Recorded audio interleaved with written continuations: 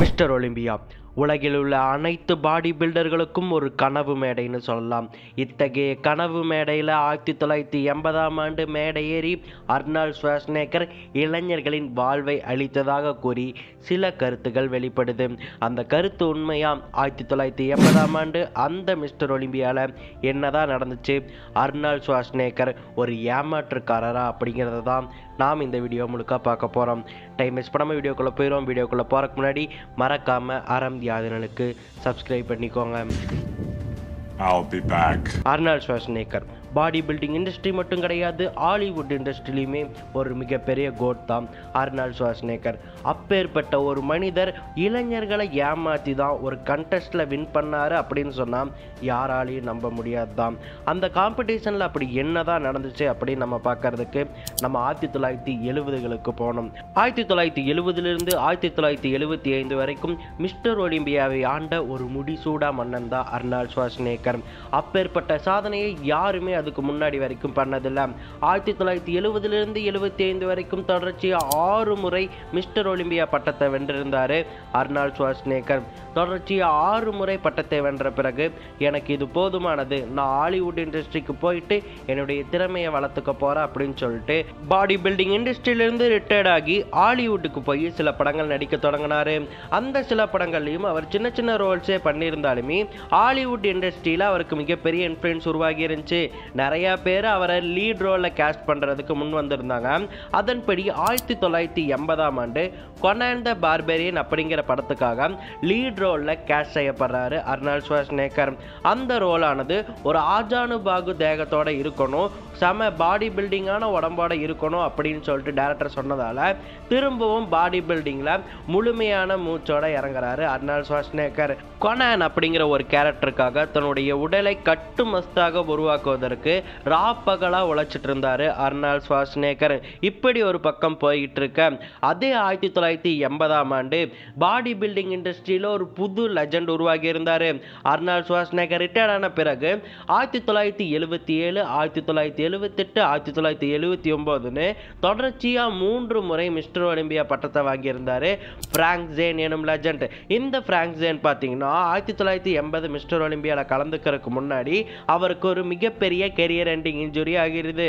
இருந்தாலுமே அந்த ஒரு இன்ஜுரியிலிருந்து மீண்டு வந்து நான் மிஸ்டர் ஒலிம்பியா 1980 கலந்துக்க போறேன்னு அறிவிக்கை விட்டிருந்தாரு ஃப்ராங்க் ஜேன். இருந்தாலுமே ஃப்ராங்க் ஜேன் அவர்களுடைய உடல் வந்துட்டு கொஞ்சம் தளர்ந்து போய் தான் இருந்துச்சு. 1977, 78, 79 காம்படிஷன்ல அவர் எந்த அளவுக்கு பல்கா இருந்தாரோ அதை விட ரொம்பவே கம்மியான பல்கோட தான் இந்த ஒரு காம்படிஷன் வரும்போது இருந்தாரு. அதனால கண்டிப்பா ஃப்ராங்க் ஜேன் இந்த காம்படிஷன் தோத்துருவாரு அப்படின்னு சொல்லிட்டு எல்லாருமே நினைச்சிருந்தாங்க. அதனாலேயே இந்த ஒரு காலமானது இளைஞர்களுக்கு வழிவிடக்கூடிய ஒரு காலமா இருந்துச்சு. குறிப்பா சொல்லணும்னா மைக் மென்சர், போயர்கோ, கிறிஸ் டிக்கர்சன் இந்த 3 பேர் தான் இந்த 1980 காம்படிஷன்ல ஜெயிக்கக்கூடிய ஒரு ஃபேவரட் கேண்டிடேட்ஸ்னு சொல்லிட்டு ரசிகர்கள் மத்தியில் ஒரு வாக்குவாதம் எழுந்திருந்துச்சு. ஸோ இந்த 3 பேர் தான் ஜெயிக்க போறாங்க, பாடி பில்டிங் இண்டஸ்ட்ரியில் ஒரு புது இளைஞர் உருவாக போறாரு அப்படின்னு சொல்லிட்டு எல்லாருமே ஆர்வமா அந்த காம்படிஷனுக்காக காத்திருந்தாங்க.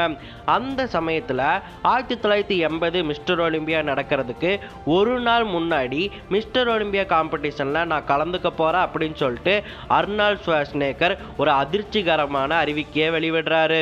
இது மிஸ்டர் ஒலிம்பியாவில் கலந்துக்கவிருந்த அத்லெட்ஸ் இடையே ஒரு மிகப்பெரிய பதட்டத்தை கொடுக்குது. அந்த பதட்டத்துக்கு ஒரு மிக முக்கியமான காரணமும் இருக்கு. ஏன்னா ஹாலிவுட் இண்டஸ்ட்ரியில் போயிட்டு அவர் மிகப்பெரிய பெயர் எடுத்ததால அவருக்கு ஒரு இன்ஃப்ளூயன்ஸ் வந்திருக்கும் அப்படின்னு சொல்லிட்டு அங்கிருந்த அத்லெட்ஸ் நம்பினாங்க. அது மட்டும் இல்லாமல் அந்த காம்படிஷனுக்கு ஜட்ஜாக இருந்தாங்கல்ல, அந்த ஜட்ஜில் 90% அர்னால்ட் ஷ்வார்ஸ்நேகருடைய நண்பர்கள் அப்படின்னும் அவங்க சொல்லியிருந்தாங்க. ஸோ இதனாலேயே அர்னால்ட் ஷ்வார்ஸ்நேகர் இந்த போட்டியில் கலந்துக்கிட்டாருன்னு சொன்னால் கண்டிப்பாக அவர் தான் ஜெயிப்பார் அப்படின்னு சொல்லிட்டு மிகப்பெரிய பதட்டமானது அத்லெட்ஸ் இடையே உருவானது. அது மட்டும் இல்லாமல் இன்னொரு சர்ச்சை என்னன்னு கேட்டிங்கன்னா, இந்த மிஸ்டர் ஒலிம்பியாவுக்கு ரெஜிஸ்ட்ரேஷன் பீரியட் அப்படிங்கிறது 1 மாதத்துக்கு முன்னாடியே முடிஞ்சிருந்துச்சாமா. ஆனால் அர்னால்ட் ஷ்வார்ஸ்நேகர் அந்த காம்படிஷன் நடக்கவிருந்த ஒரு நாள் முன்னாடி தான் பதிவு செஞ்சு அறிவிச்சிருந்தாரு. இதுக்கு என்ன காரணம் சொல்லியிருந்தாங்கன்னா, அர்னால்ட் ஷ்வார்ஸ்நேகர் பாடி பில்டிங் இண்டஸ்ட்ரியில் ஒரு மிகப்பெரிய கோட். அவருடைய கிரெடிபிலிட்டிக்காக அவர் எப்போ சொன்னாலுமே உள்ள கொண்டு வந்து சேர்க்கறது அப்படிங்கிறது ஒரு கடமை அப்படின்னு சொல்லிட்டு அங்கிருந்து ஜட்ஜஸ் சொல்லியிருந்தாங்க. இதுவும் மிகப்பெரிய சர்ச்சையை உருவாக்கி இருந்துச்சு. இப்படி பல சர்ச்சைகளோட அந்த 1980 மிஸ்டர் ஒலிம்பியா துவங்குது. அந்த காம்படிஷனில் பார்த்தீங்கன்னா மக்களிடையே ரொம்பவே இம்ப்ரெசிவான பர்ஃபார்மன்ஸை 3 முக்கியமான நபர்கள் கொடுத்துருந்தாங்க. Mic மென்சர், போயர்கோ, Chris Dickerson. இந்த 3 பேருமே அவங்களுடைய பாடியால் இம்ப்ரெசிவான திறன்களை காமிச்சிருந்தாங்க. அதோட முன்னாள் சாம்பியனான பிராங்க் ஜேனும் ரொம்பவே இம்ப்ரெசிவான தோற்றத்தோட வந்திருந்தாரு. நல்ல ஒரு டிரான்ஸ்ஃபர்மேஷனையும் கொடுத்திருந்தாரு. ஸோ இவங்க 4 பேர்ல தான் யாராவது ஜெயிக்க போறாங்க அப்படின்னு சொல்லிட்டு மக்கள் எதிர்பார்த்திருந்தாங்க. முக்கியமா ஃபேன் ஃபேவரட்டா போயர்கோ அண்ட் மைக் மென்சர் இருந்தாங்க. இவங்க 2 பேர்ல யாராவது ஜெயிச்சா நல்லா இருக்கும் அப்படின்னு சொல்லிட்டு நிறைய பேர் யோசிச்சிருந்தாங்க. அதோட அர்னால்ட் ஷ்வார்ஸ்நேகர் பக்கம் வந்தீங்கன்னா, அர்னால்ட் ஷ்வார்ஸ்நேகருடைய அந்த ஒரு டிரான்ஸ்ஃபர்மேஷன் அவருடைய முந்தைய காம்படிஷன்களில் கலந்து கொண்ட டிரான்ஸ்ஃபர்மேஷனுக்கு நிகராகவே இல்லை அப்படின்னு சொல்லிட்டு நிறைய பேர் கருத்துக்களை தெரிவிச்சிருந்தாங்க. இந்த வீடியோஸில் நீங்கள் கிளியராக பார்க்கலாம். அர்னால்டுடைய தைஸ் வந்துட்டு பார்த்தீங்கன்னா ரொம்ப குறைவாக தான் இருக்கும் மற்ற காம்படிட்டர்ஸை விட. அந்த அளவுக்கு ரொம்பவே குறைவான டிரான்ஸ்ஃபர்மேஷனோட தான் அர்னால்ட் ஷ்வார்ஸ்நேகர் அந்த ஒரு போட்டியில் களமிறங்கி இருந்தார். இப்படி பல சர்ச்சைகளோட அந்த போட்டியுடைய பல்கிங் காம்படிஷன் எல்லாமே முடிஞ்சு ஜட்ஜஸ் ரிசல்ட்டை அறிவிக்கிறாங்க. அந்த ஒரு ரிசல்ட்டால் இந்த ஒரு பாடி பில்டிங் காம்படிஷன் ஒரு சர்ச்சைக்குரிய காம்படிஷனாக உருமாறுது. அது என்னன்னு கேட்டிங்கன்னா, அர்னால்ட் ஷ்வார்ஸ்நேகர் வெற்றி பெற்றார்னு சொல்லிட்டு ஜட்ஜஸ் அறிவித்தது தான். இது பலரிடையே மிகப்பெரிய அதிர்ச்சியை கொடுத்துச்சு. ஜட்ஜஸ் அர்னால்ட் ஷ்வார்ஸ்நேகருடைய கையை உயர்த்திய உடனேயே மக்களிடையே பூ அப்படிங்கிற சத்தமானது வர தொடங்குது. மக்களே இதுக்கு எதிர்ப்பு தெரிவிக்க தொடங்குறாங்க. இப்படி அர்னால்ட் ஷ்வார்ஸ்நேகர் மிஸ்டர் ஒலிம்பியாவை அறிவிக்கப்பட்டது நிறைய பேருக்கு பிடிக்கவே இல்லை. அங்கிருந்த ஆடியன்ஸே பூ பண்ண தொடங்கி இருந்தாங்க. அப்படியாக 2வது இடத்தை கிறிஸ் டிக்கர்சன் பிடிக்கிறாரு. அதன் பிறகு 3வது இடத்தை டிஃபெண்டிங் சாம்பியனான பிராங்க் ஜேன் பிடிக்கிறாரு. 4வது இடம் டை ஆகுது போயர்கோ அண்ட் மைக் மென்சர் இடையே. இருந்தாலுமே போயர்கோக்கு 4வது பிளேஸ் கொடுத்துட்டு மைக் மென்சருக்கு 5வது இடத்தை கொடுக்குறாங்க. இங்கே ஃபேன் ஃபேவரட்ஸாக இருந்த மைக் மென்சரும் போயர்கோவும் 4th மற்றும் 5th பிளேஸ்க்கு தள்ளப்பட்டிருந்தாங்க. இதனாலேயே நிறைய ஆடியன்ஸ் கோவத்தின் உச்சிக்கே போயிருந்தாங்க. அது அத்லெட்ஸ் இடையேயும் வெளிப்பட்டுச்சு. போயர்கோ தோல்வியடைந்த அதிர்ச்சியினால அந்த அரங்கத்தை விட்டு வெளியேறியிருந்தார். 2வது இடத்தை பிடித்த கிறிஸ் டிக்கர்சன் அர்னால்ட் ஷ்வார்ஸ்நேகர் வெற்றியாளர்னு அறிவிக்கப்படும் போது ஐ கேன் பிலீவ் இட்னு கத்தவே தொடங்கியிருக்காரு. அதன் பிறகு அவருக்கு விருது கொடுக்கப்பட்டிருக்கு. அந்த விருதையும் அவர் மனமில்லாம தான் வாங்கியிருந்தார்.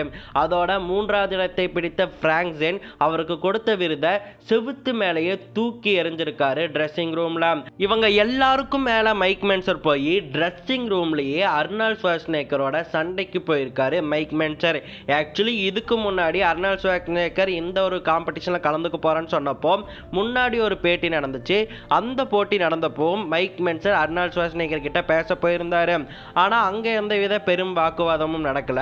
ஆனா இந்த காம்படிஷன் முடிஞ்ச பிறகு 2 பேருக்குமே ட்ரெஸ்ஸிங் ரூம்ல ஒரு மிகப்பெரிய வாக்குவாதமானது போச்சாமா. ஆனா அந்த வாக்குவாதத்துல என்ன நடந்துச்சு, 2 பேரும் சண்டை போட்டாங்களா அப்படிங்கிறதுக்கான சரியான ஆதாரங்கள் நமக்கு கிடைக்கல. ஆனா இருந்தாலுமே மைக் மென்சர் கோவத்தின் உச்சியில இருந்தாரு அப்படிங்கிறது நமக்கு தெளிவா தெரிய வருது. ஏன்னா இந்த காம்படிஷன்ல இருந்த நிறைய பேர் மைக் மென்சர் தான் ஜெயிச்சிருக்கணும் அப்படின்னு சொல்லிட்டு அவங்களுடைய வாதங்களை முன் வச்சிருந்தாங்க. இதனுடைய ஓல்டு ஃபுட்டேஜஸை பார்க்குறவங்களுமே மைக் மென்சர் தான் இந்த காம்படிஷனில் ஃபர்ஸ்ட் பிளேஸ் பிடிச்சிருக்கணும் அப்படின்னு சொல்லிட்டு சொல்லியிருந்தாங்க. இந்த ஒரு தாட் ப்ராசஸ் தான் மைக் மென்சருக்குள்ளேயுமே இருந்தது. நான் ஜெயிக்க வேண்டிய காம்படிஷனை இன்னொருத்தர் தட்டி பறிச்சிட்டாருன்னு சொல்லிட்டு அவர் மேலே ஒரு கோவத்தின் உச்சியிலேயே இருந்தார் மைக் மென்சர். அதனால தான் சண்டைக்கும் போயிருந்தார். இந்த காம்படிஷன் எந்த அளவுக்கு சர்ச்சையாக இருந்துச்சுன்னு கேட்டிங்கன்னா, இந்த காம்படிஷனை தொலைக்காட்சியில் ஒளிபரப்பக்கூடிய உரிமத்தை சிபிஎஸ் ஸ்போர்ட்ஸ் அப்படிங்கிற நிறுவனம் வாங்கியிருந்தாங்க. ஆனால் இந்த சிபிஎஸ் ஸ்போர்ட்ஸ் நிறுவனமானது இந்த காம்படிஷன் இவ்வளவு சர்ச்சைகளோட முடிஞ்சதால அதை தன்னுடைய தொலைக்காட்சியிலே ஒளிபரப்ப வேணாம்னு முடிவெடுத்து அடுத்து அந்த காம்படிஷனை ஒளிபரப்பவே இல்லை. அந்த அளவுக்கு மிகப்பெரிய சர்ச்சையை இந்த 1980 மிஸ்டர் ஒலிம்பியா கொடுத்துச்சு. அது மட்டும் இல்லாமல் இந்த காம்படிஷனில் தோத்து போன பிராங்க் ஜேன், போயர்கோ, மைக் மென்சர் மற்றும் வாக்கர் இந்த 4 பேருமே நாங்கள் 1981 மிஸ்டர் ஒலிம்பியாவை புறக்கணிக்கிறோம் அப்படின்னு சொல்லிட்டு புறக்கணிச்சிருக்காங்க. இதுலேயும் குறிப்பாக சொல்ல போனால் பிராங்க் ஜேன் ஒரு defending champion, 3 time mister Olympia அடிச்சிருக்காரு. அவரே நான் இனிமேல் காம்படிஷனில் கலந்துக்க மாட்டேன் அப்படின்னு சொல்லிட்டு பாய்காட் பண்ணுறது அப்படிங்கிறது ஒரு மிகப்பெரிய அதிர்வலைகளையே கொடுத்துச்சு. அது மட்டும் இல்லாமல் மைக் மென்சர் ஒரு மிகப்பெரிய ஒரு பாடி பில்டராக உருவாவார், வருங்காலத்தின் தூணாக இருக்க போகிறாரு அப்படின்னு சொல்லிட்டு நிறைய பேர் இவரை பாராட்டி இருந்தாங்க. இருந்தாலுமே மைக் மென்சரும் இப்பேற்பட்ட முடிவு எடுத்தது நிறைய பேருக்கு அதிர்ச்சியை கொடுத்தது. இப்படி ஒரு டிஃபெண்டிங் சாம்பியன் அண்ட் இளைஞர்கள் எல்லாருமே மிகப்பெரிய அதிருப்தியை வெளிப்படுத்த அர்னால்ட் ஷ்வார்ஸ்நேகர் இடையே நீங்கள் ஏன் இந்த காம்படிஷனில் கலந்துக்கிட்டீங்க அப்படிங்கிற கேள்வியானது எழுப்பப்படுது. அப்போ அவர் சொன்ன வார்த்தைகள் ரொம்பவே சிம்பிள் தான். நான் கொனான் த பார்பரியன் ரோலுக்கு ட்ரெயின் பண்ணிட்டு இருந்தேன். அப்படி ட்ரெயின் பண்ணும்போது என்னுடைய பாடியானது ஒரு நல்ல வகையில் டிரான்ஸ்ஃபர்மேஷன் ஆகிருந்துச்சு. அதனாலேயே இந்த காம்படிஷனில் நான் கலந்துக்கணும்னு நினச்சேன். ஆக்சுவலி இந்த ஒரு ரோலுக்காக நான் 8 வாரங்கள் ட்ரைனிங் பண்ணியிருந்தேன். 8 வாரங்கள் ட்ரைனிங் பண்ணியிருந்தேன்னா 1 வருஷம் 2 வருஷம்னு சொல்லிட்டு பல வருஷங்கள் இந்த காம்படிஷனுக்காகவே ட்ரைனிங் பண்ணக்கூடிய இளைஞர்கள் மத்தியில் கலந்துக்கிட்டா என்ன நடக்கும் அப்படிங்கிறத பார்க்கறதுக்காக தான் இந்த ஒரு காம்படிஷன்ல நான் கலந்துக்கிட்டேன். நான் ஜெயிப்பேன்னு சொல்லிட்டு நினைச்சே பார்க்கல. நான் கலந்துக்கிட்ட காம்படிஷன்லயே இதுதான் ஒரு டஃபஸ்ட் காம்படிஷன் அப்படின்னு சொல்லிட்டும் அர்னால்ட் ஷ்வார்ஸ்நேகர் வெளிப்படையாக சொல்லியிருக்காரு. ஏன்னா அவருக்கே தெரியும் அவருடைய டிரான்ஸ்ஃபர்மேஷன் ஆனது அந்த அளவுக்கு பெருசா இல்லை, அவருடைய முந்தைய டிரான்ஸ்ஃபர்மேஷன் அளவுக்கு பெருசா இல்லைன்னு சொல்லிட்டு அவருக்கே தெரியும். ஸோ இப்படியாக அந்த மோஸ்ட் டிபேட்டபிள் காம்படிஷனான 1980 மிஸ்டர் ஒலிம்பியா நடந்து முடியுது. இந்த காம்படிஷனால மைக் மென்சர் அடுத்து நடந்த எந்த ஒரு மிஸ்டர் ஒலிம்பியாலும் கலந்துக்கவே இல்லை. ஆக்சுவலி அவர் பாடி பில்டிங்ல இருந்தே ரிட்டையரே ஆகிட்டாரு. அர்னால்ட் ஷ்வார்ஸ்நேகருக்கு எதிராக கருத்து வைக்கக்கூடியவங்க என்ன சொல்லியிருக்காங்கன்னா, அந்த காம்படிஷன்ல இருந்த ஜட்ஜஸ் எல்லாமே அர்னால்ட் ஷ்வார்ஸ்நேகருடைய ஃப்ரெண்ட்ஸ் அண்ட் அர்னால்ட் ஷ்வார்ஸ்நேகர் ஹாலிவுட்ல நிறைய படங்கள் நடிச்சிருந்ததால அவருக்கு ஒரு மிகப்பெரிய இன்ஃப்ளூயன்ஸ் உருவாகி இருக்கு. அந்த ஒரு இன்ஃப்ளூயன்ஸை பயன்படுத்தி தான் அர்னால்ட் ஷ்வார்ஸ்நேகர் இந்த ஒரு காம்படிஷன்ல ஜெயிச்சிருக்காரு அப்படின்னு சொல்லிட்டு சொல்றாங்க. அதே சமயம் அர்னால்ட் ஷ்வார்ஸ்நேகருக்கு ஆதரவு தெரிவிக்கக்கூடியவர்கள் என்ன சொல்றாங்கன்னு கேட்டிங்கன்னா, அர்னால்ட் ஷ்வார்ஸ்நேகருடைய டிரான்ஸ்ஃபர்மேஷன் என்னதான் முன்னாடி இருந்த மாதிரி இல்லைன்னாலுமே அவருடைய டிரான்ஸ்ஃபர்மேஷன் ஆனது அந்த காம்படிஷனில் கலந்துக்கிட்டவங்களை விட நல்லா தான் இருந்துச்சு. அந்த அளவுக்கு ஒரு கோட்டு தான் அர்னால்ட் ஷ்வார்ஸ்நேகர். ஸோ அவர் ஜெயிச்சது ஒரு சரியான விஷயம் அப்படின்னு சொல்லிட்டு சொல்றாங்க. சரி, ஓகே மக்களே, நான் இந்த காம்படிஷனில் கலந்துக்கிட்ட அந்த அத்லெட்ஸுடைய ஃபோட்டோஸை நான் போடுறேன். அந்த ஃபோட்டோஸை பார்த்து நீங்கள் முடிவு பண்ணுங்க இந்த ஒரு 1980 மிஸ்டர் ஒலிம்பியா காம்படிஷனில் யார் ஜெயிச்சிருக்கலாம் அப்படின்னு சொல்லிட்டு. சரி, ஓகே மக்களே, நான் உங்களை அடுத்த வீடியோவில் பார்க்குறேன். இந்த வீடியோ உங்களுக்கு யூஸ்ஃபுல்லாக இருந்துச்சுன்னு நீங்கள் நினச்சிங்கன்னா மறக்காமல் அரமியாதலுக்கு சப்ஸ்கிரைப் பண்ணி சப்போர்ட் பண்ணுங்கள்.